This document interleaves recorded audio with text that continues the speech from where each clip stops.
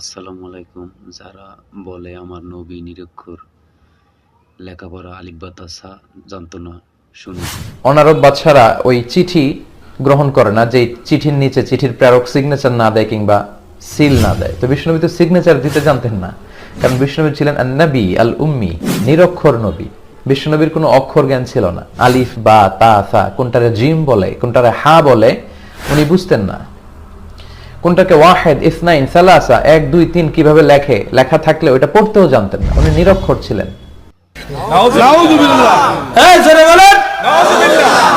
ওই আগে কইছি যে সাহাবীরা যদি আজকে থাকতো তাহলে পাড়া দিয়ে গলাটা ফাড়া দিয়ে জিহ্বাটা বের করে টান দিয়ে ছিঁড়ে ফেলে। নবী বলে অক্ষর চিনতেন না, কোনটা আলিফ, কোনটা বা, কোনটা সা, কোনটা তা, এগুলো বলে নবী চিনতেন না। নবী আহাদা, ইসনা, সালাসা এগুলো বলে চিনতেন না। দেখছেন, দেখেন কয় কি আল্লাহ নবীকে ফালিম তো মাফিস সামাওয়াতি ওয়াল আরদ, আসমান জমিনের এমন কোন বিষয় নেই আমি না জানি। আচ্ছা বলেন, যার সিনার ভিতরে আল্লাহ কোরআন শরীফ নাজিল করলো, কোরআন জমা করলো, সে যদি কোরআনের অক্ষর না চিনে তাহলে পৃথিবীতে অক্ষর কে চিনবে? কেউ না। হাই সর্বনাশ, নবীর সাথে এত রবিয়াদবি জামাত ইসলামের মিজানুর রহমান আজহারি আর জামাতিরা বলো ফালে আমরা বড় হাক্কানি খোদার দিন কায়েম করতে, তুগারে আল্লাহ আক্কেলা পাস দে খোদার দিন কায়েম করবে। নবীর সাথে বিয়াদবি করে খোদার দিন কায়েম করবার চাও না?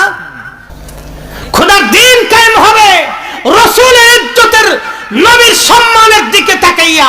যদি নবীকে তাজিম করতে পারো তো খোদার দিন আল্লাহ কেমনে কায়েম করবে? আল্লাহর জিম্মা, ঠিক না বেটি? আউলিয়া কেরাম এদেশে খোদার দিন কায়েম করেছিলেন, নবীর সাথে বিয়াদবি করে না। খোদার দিন কায়েমের জিম্মাদার আল্লাহর হাতে। তলোয়ারের জোরে এই জমিন ইসলাম আসে নাই, তলোয়ারের জোরে এই জমিন ইসলাম প্রতিষ্ঠিত হয় নাই। এই জমিন ইসলাম প্রতিষ্ঠিত হয়েছে বাবা শাহজালালের হাত ধরে। ইসলাম এসেছে হযরত খাজা মাইনুদ্দিন চিশতির হাত ধরে, দাতা গঞ্জে বক্সের হাত ধরে। এদেশের মানুষ টুপিদারি জুব্বা ভাগরি চিনেছে হযরত কারামত আলী জনপুরি, সৈয়দ আহমদ বেরলভী, নূর মোহাম্মদ নিজামপুরি, আবু বকর সিদ্দিক ফুরফুরাবি।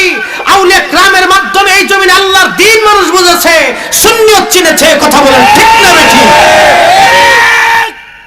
ভিডিওটি ভালো করে দেখে তারপর কমেন্টে মতামত পোষণ করুন। ভালো লাগলে লাইক শেয়ার করে দিন। আল্লাহ হাফেজ।